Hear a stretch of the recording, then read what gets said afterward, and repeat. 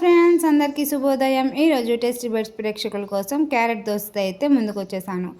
ముందుగా 2 క్యారెట్లను తీసుకొని 2 sides cut చేసేసుకొని దానిపైన ఉన్న తోలును కూడా ఇలా పీలర్తో పీల్ చేసేసుకొని చక్కగా కడుక్కొని ముక్కలుగా కట్ చేసుకొని ఇలా మిక్సీ జార్లో వేసి కొద్దిగా నీళ్ళని కూడా యాడ్ చేసుకొని పేస్ట్ లాగా అయితే చేసేసుకున్నాం అనమాట.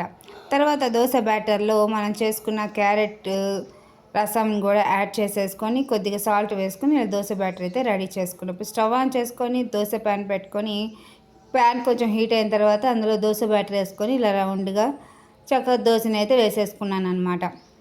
2 సైడ్స్ దోశని చక్కగా కాల్చుకోవాలి. చూడండి, ఇలా 2 సైడ్లు చక్కగా కాలిపోయిన తర్వాత ఇంకా తీసేసి పక్కన పెట్టేసుకోవడమే. చూడండి, ఎంతో ఈజీ అయినా క్యారెట్ దోశ అయితే రెడీ అయిపోయింది. ఇంకా చట్నీ వేసి పిల్లలకి ఇస్తే ఆగుతారా? ఇంకా ప్లేట్లో కొంచెం కూడా మిగల్చరనమాట. అంత టేస్టీగా ఉంటుందండి. క్యారెట్ తినని వాళ్ళకి కూడా ఇలా క్యారెట్ తినిపించినట్టుగా అయితే ఉంటుంది. ఇంకా చట్నీ వేసి మా అమ్మాయికి అయితే ఇలా దోశని అయితే ఇచ్చేస్తున్నాను అనమాట. ఇంకా తను ఆనందానికి హద్దులే లేవు. మీకు నచ్చిందా? అయితే లైక్ చేయండి, షేర్ చేయండి, సబ్స్క్రైబ్ చేసుకోండి, కామెంట్ చేయడం మాత్రం మర్చిపోకండి.